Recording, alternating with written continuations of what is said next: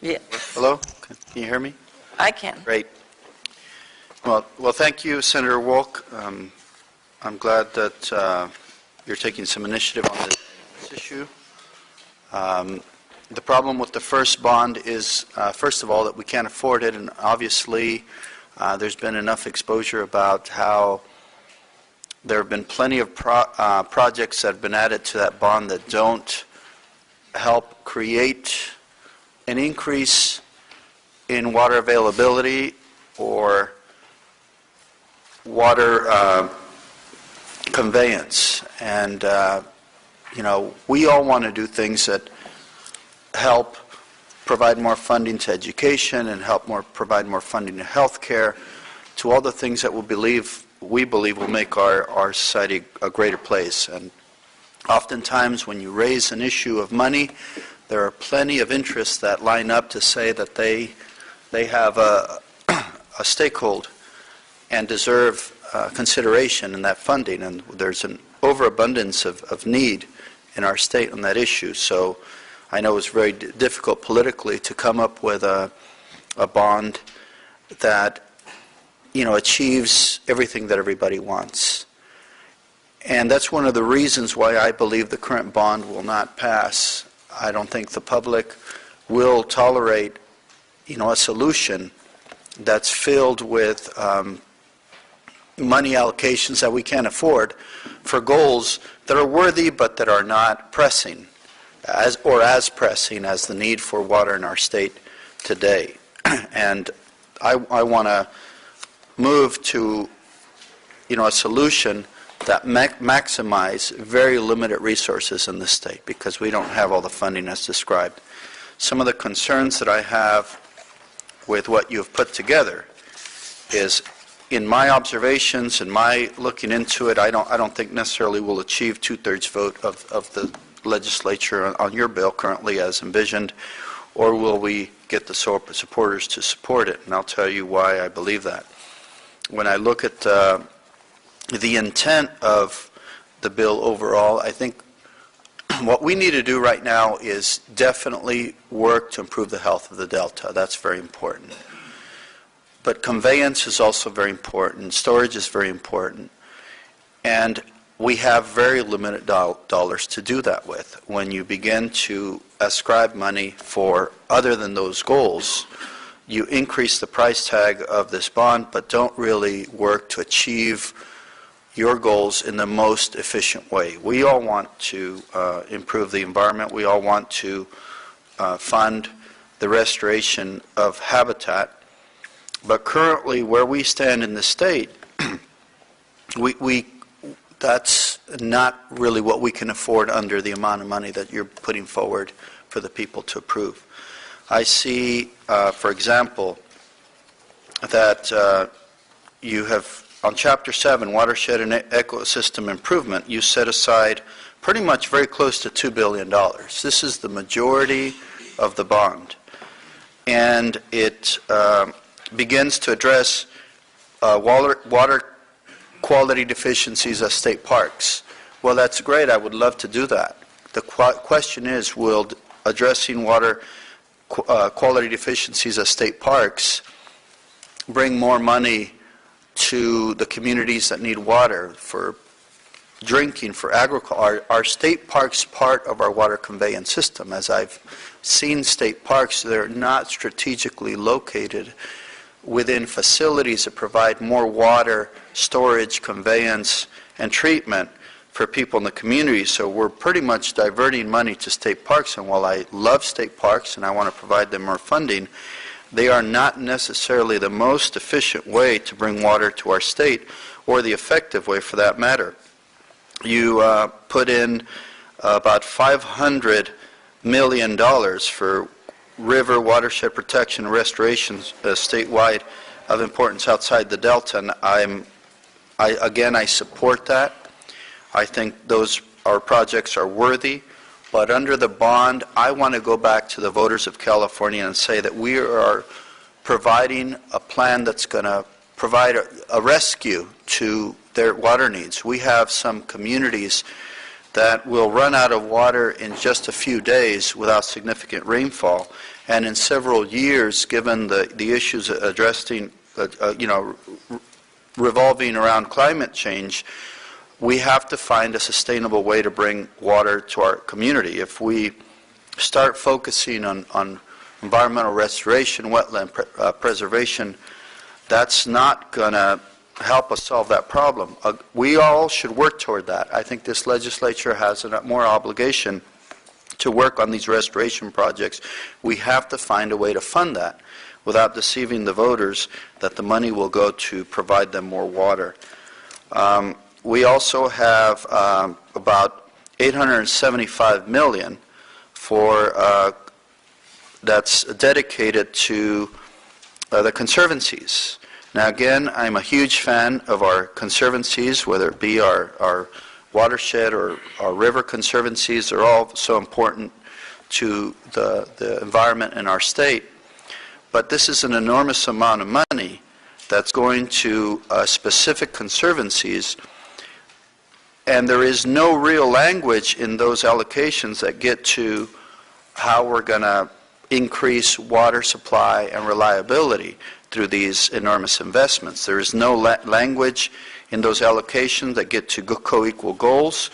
So really, we are just putting an initiative on the ballot that's not going to achieve our goals in providing more water to Californians. And I think California voters are smart. They're not going to fall for it. I don't think they're going to support it. And this puts us in a much more difficult position than we are today. To sum it up generally, in the way I see the allocation of the bill, in the way I see the language of the bill, what you're saying generally is saying this bill is going to push funding to those agencies that eliminate the reliance on the Delta. And if you do that in a project, we will fund them. If you don't, you will not get any money. And pretty much that excludes an enormous amount of communities right now that are suffering from of lack of access to water, where they're going to believe that they have an opportunity to qualify for these grants on a competitive basis, but they're not if they have any ties to consuming water from the Delta. And pretty much that, I'll tell you from a San Diego standpoint, I mean, we have put less reliability on the Delta. We are consuming less water from the Delta.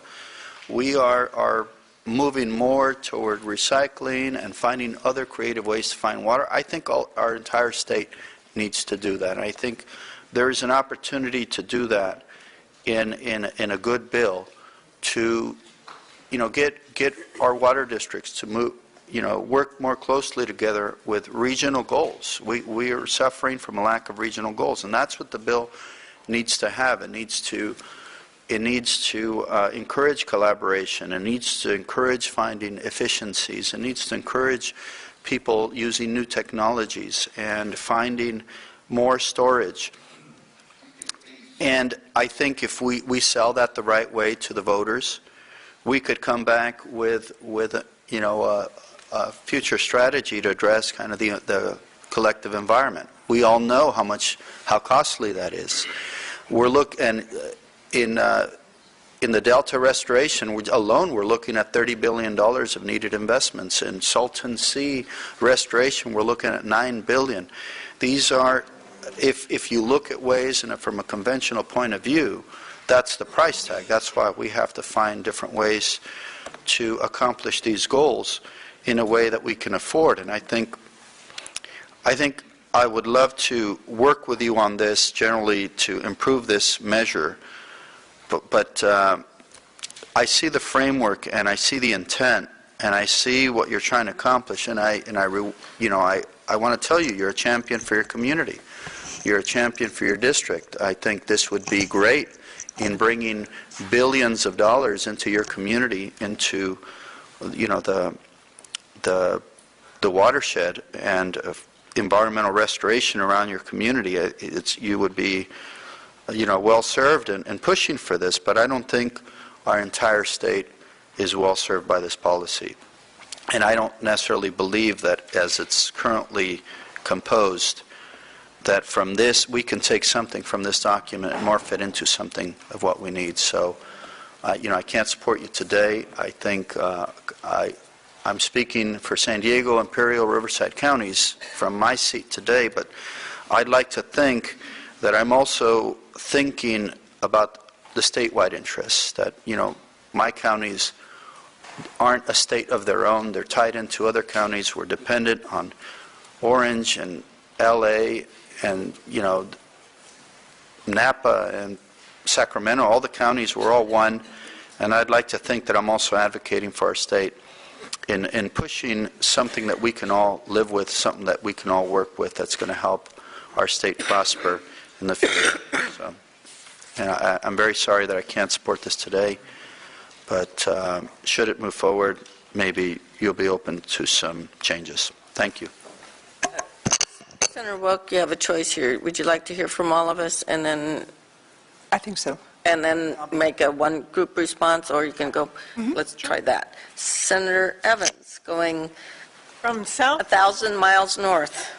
from no to I think we'll get the wide range.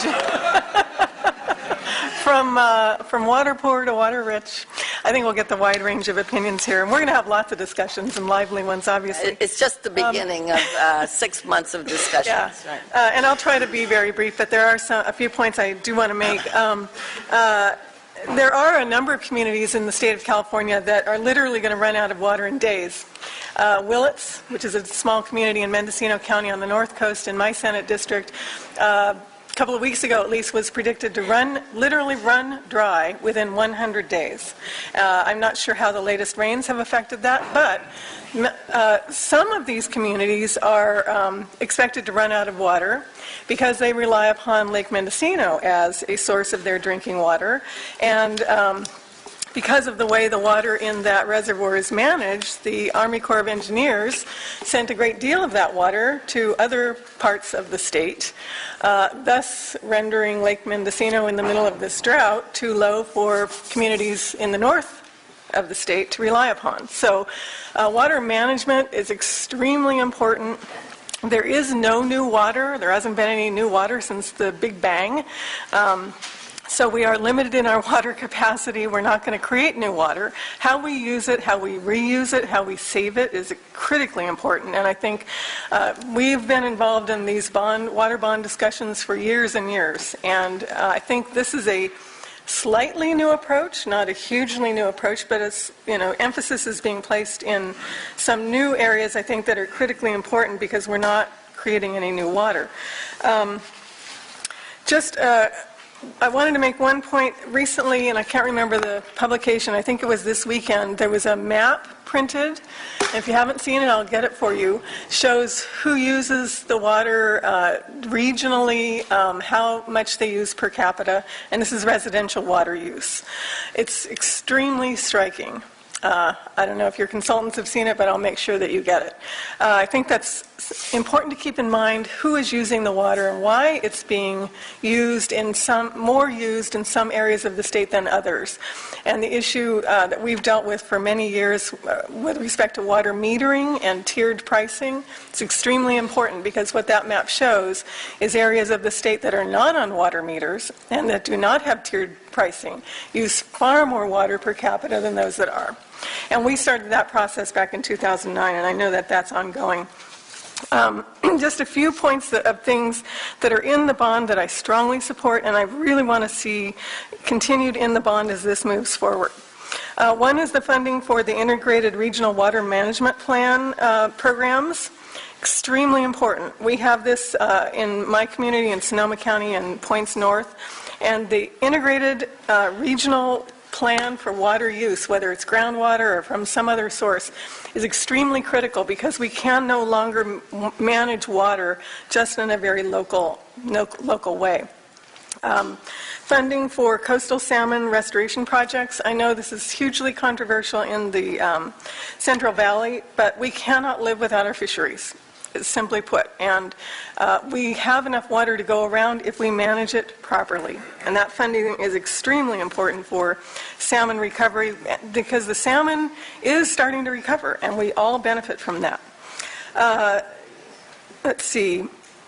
Chapter 5, $100 million for funding for climate change modeling and sustainable groundwater management.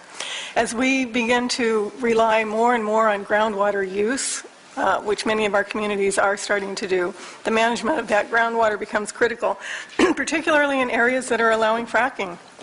It's going to be more and more critical in the future, and climate change goes without saying.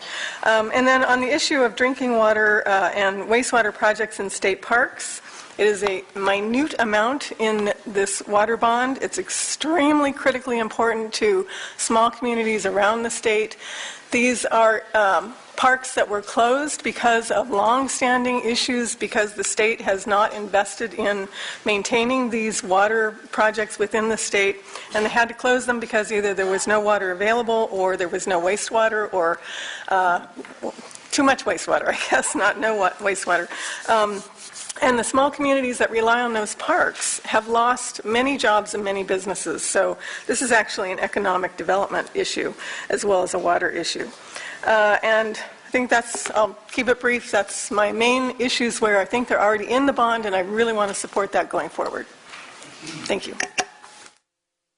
Thank you for those comments, and that's the challenges of the state. You have north of Delta interests that have incredible reliance on regional solutions. So I appreciate that perspective and the growing concern everywhere, Senator Evans, on groundwater overdraft and areas of the state that still not manage their groundwater. And we know that 30% of California's water supply is groundwater, but it's 40% in drought years, and in many areas of the state they're overdrafting, and there is no management. So it's time the State Water Board, if the locals won't do it, steps in, especially when you declare a drought. So appreciate those comments. Senator Jackson, any water issues in your end of the world? Oh, no, just we're trying to figure out how we're going to bathe. We've been there before, too. Santa Barbara County, in particular, I represent all of Santa Barbara County and western Ventura County up through Camarillo. And their water issues in Ventura are a little different, but let me just focus on Santa Barbara right now because that's where we end up doing the rationing. We are on a tiered system, we are metered, we have all those things, and we are a fairly respectful user of water because then it gets very expensive. That being said, we're basically groundwater dependent. And there was an article, I guess, a couple weeks ago in the LA Times that showed Lake Cachuma at dangerously low levels. And I've lived in the area about, I hate to say it, but about 40 years. That does age me a little, but I was just a mere child.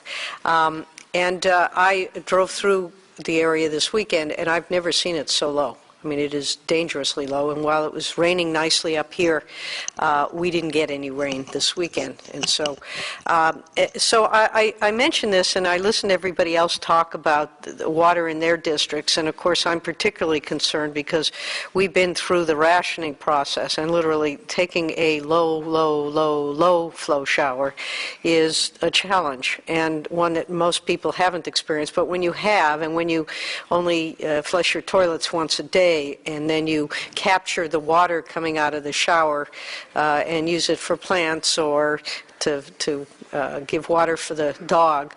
I mean, you realize that water is very precious. And yet we have water policies in the state that are frankly mind-boggling. And I recognize that this bond is just trying to deal with how to make the most of what we are and what we've got. But the underlying way that we deliver water and consider water in the state really needs to be reviewed. And I know it's kind of a third rail, but when you come from a state where in some areas the water is plentiful, and then we try to compete for that water in places like Los Angeles and San Diego that are semi-arid deserts, and jurisdictions like mine, which are very reliant on conservation, and we do a good job at it. you recognize that there's something we've got to do better, because we go through these cycles every 5 or 10 years. And I listened carefully to Senator Hueso saying that he thinks the public won't buy a bond at this price, and yet this price doesn't even address many of the issues, whether they're on the immediate crisis, and we are in a crisis, as well as the short, the mid, and the long term. So what do we do with a bond like this? And I really thank you from the bottom of my heart for tackling this, because this is as much kind of hieroglyphics when you try to get into water law in the state as anything I've ever seen. And the irony is that this is a state with a population that cannot be sustained by the way we deliver water, the way we receive water, and yet we're sitting here talking about sort of putting a Band-Aid on a serious problem. So with that said, and my frustration about it is that, we're going to be rationing again in my community. In the 90s, we put wood chips down for a lawn. The rains came, we put a lawn down. Now we're going to have to go back to wood chips. It's okay. It's not the worst thing that could happen. But it's a reminder of how we just have not addressed the problem satisfactorily. And I can also tell you that when I talk to my constituents about this, and they recognize that residential use of water, it represents only about 20% of all the water that's used in California, and we're being asked to ration our water, and we see that 75 or 80% of the water in the state goes for agriculture. Although we recognize, and my district is heavily agriculture, that ag is a very important component to our state's economy. The question is always asked, well, can't ag do a better job? And I don't know what in here addresses that issue. I've been getting all sorts of advice from my constituents. What did the Hopi Indians do? I mean, I'm assuming that the people mentioning that are not people who are experimenting with mind-altering drugs, but that in fact there have been policies that, if you look at the way Native Americans have been dealing with water scarcity in other countries. Are we looking at what they're doing in Australia, where they had a major 10 or 12-year drought? Are we willing, I guess is the question, to take a very serious, heartfelt look at the problems associated with where we live and working collectively to try to resolve the problems? And, I share a concern that part of the focus here is to reduce reliance on the Delta, but I can tell you that in my district, in the Santa Barbara region, we use very minimal state water, very minimal water from the Delta. Our problems are different. We also rely very heavily on tourism, and so if we're going to start dispensing dollars based upon population, are we going to add in the millions of people who visit the Central Coast, my district, Senator Monning's district, who take advantage of our scarce natural resources and impact those of us who are left taking those drip showers after our folks, and we invite you all to come and spend all your money and then go home. But in the meantime, we have people who are, again, trying to resolve the problems associated with this crisis. So there are a number of things that, and I know this is a work in progress, and I'll be seeing it again in environmental quality, but I would just ask that as we discuss this, and I think the public today recognizes that we have a water crisis. This is so in the weeds for most people that all they want to say is, don't tell us what the problems are, just fix it. And I think if we can make a case that that's what we are doing, that's what we're trying to do, both on a crisis basis as well as a longer-term policy basis, I think we'll get more support. But if the public thinks that we're just wasting money, then I agree with Senator Hueso. But I think that there is a case to be made, particularly now, as we're in this difficult situation, that we need to address the problem. And from my community, my region, I think we also have to consider groundwater. And the fact that in the state of California, our policies with respect to groundwater are inadequate at best. And I guess I'll just leave it at that. Yes, thank you. There's a reoccurring theme on groundwater and best management practices. If we clean up contaminated groundwater basins, how can we make sure that that doesn't occur again and again? So it's complex. Senator Lott, back to Los Angeles County. Thank you, Madam Chair. I also just want to take a minute to thank you, Senator Walk. I know we've had several conversations and appreciate your willingness to keep those conversations ongoing. I also want to just briefly take us back, and maybe we should start our own groundwater caucus, Senator Hannah Beth Jackson. I think the issue of funding for groundwater storage and cleanup should be a priority and should be a standalone issue. Investment in water recycling and reuse is also should be a priority for the entire state, not just in Southern California. So it shouldn't have to, I think, necessarily have to compete with the other sorts of storage that are being discussed. We all know that groundwater cleanup can reduce reliance on imported water, which I think is something that our Northern California folks are interested in. And improving groundwater quality and recharge can reduce rates for our local customers, which is a big, big issue for folks in Southeast LA County, where, we've had these conversations where folks in my district can no longer afford their water bill and are having to shower at their neighbor's house to ensure that they both can collaborate and work in paying for their water bill. That is happening now. That is happening in California, in the most powerful state in the union, and in the 8th largest economy in the world. And so those are issues that are very real to my constituents. And I know that in our water committee here, we have a responsibility for the entire state. And so I bring that perspective, and I'm just narrowing it to folks in the 33rd Senate District for now, but knowing that I have a broader responsibility to the entire state. The issues that I have are, what type of funding is included to improve groundwater protection and cleanup? Will those funds be available to our communities, and especially when we talk about maintenance, and how do we ensure that the cleanup continues to happen and it doesn't happen again, like our chair was saying. The issue of the conservancies and the earmarks are a big concern for me. I have a couple, actually, Madam Chair, I have a couple questions for the Conservancy when they're up here. And I think the money is better served if it goes to create direct water supply, like groundwater cleanup, water recycling, and stormwater capture, and again, maintenance, which is a tremendous issue in my district. The infrastructure is so old that no matter how we treat, the water supply, without appropriate maintenance and appropriate infrastructure, you could put any biological agent in the water, it's going to continue to be an issue in Maywood, Bell Gardens. And so I look forward to the discussion. I know this is just the beginning, and like I said before, I really appreciate the time you've taken to meet with the members of the committee.